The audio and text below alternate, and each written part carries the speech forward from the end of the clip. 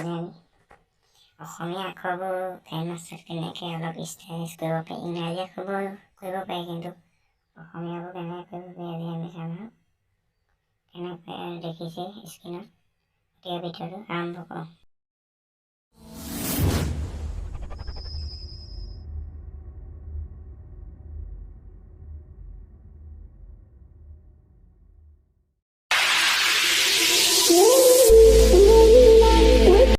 প্ৰথমতে আমি কাইনমাষ্টাৰ অপেন কৰি পেলাই ক্ৰিয়েট নাওত ক্লিক কৰিছোঁ। 16:9 লাইনটো চিলেক্ট কৰি আমি বেকগ্ৰাউণ্ড হেৰি কৰি ল'ম। বেকগ্ৰাউণ্ডটো চিলেক্ট কৰি লৈছোঁ। বেকগ্ৰাউণ্ডটো চিলেক্ট কৰি আমি ইয়াত অসমীয়া বুলি লিখি আছোঁ। অসমীয়া বুলি লিখি ল'ম। অসমীয়া লিখি লৈছোঁ আৰু ডাঙৰ কৰি লৈছোঁ মই আনি।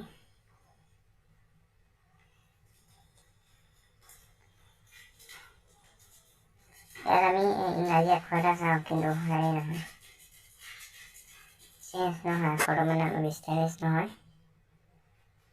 মই আজি আপোনালোকক এটা এনেকুৱা হেৰি ডাউনলোড কৰিবলৈ শিকাম, যোনটো আপুনি এটা হেৰিটো মোৰ ইয়াত হয়, মই ডাউনলোড কৰা আছে আগতে, দেখিছে এনেকুৱা হৈ গৈছে।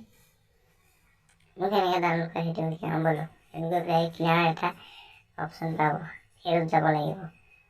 সেইটো কিনাৰ অপশ্যনটোত অসমীয়া আখৰটো হেৰি হৈ গৈছে।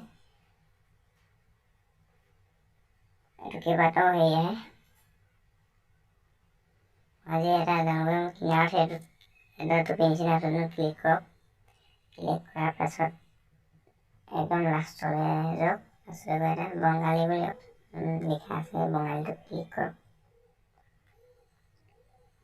তেনেকৈ বহুতো অসমীয়া আখৰ আহিছে, দেখিছে। মই এটা চাইছোঁ, এইটো মোৰ ইয়াত হেৰি নাই, মই কি কৈছোঁ এইটো মোৰ ইনষ্টল কৰা আছে। শুভ দিন বুলি আহিছে।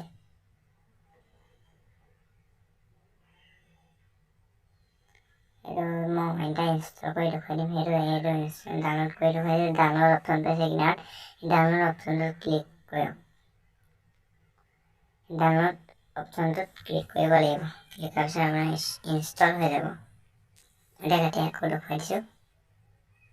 এইটো মই বেক কৰিছোঁ।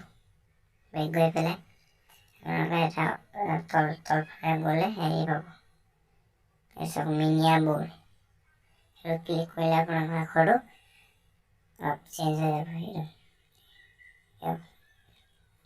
সেই মিনিয়া ব'লটো ক্লিক কৰি পেলাই নোট কৰিলে এইটো অসমীয়া আখৰ এটা অলপ ষ্টাইলিছ হৈ যাব।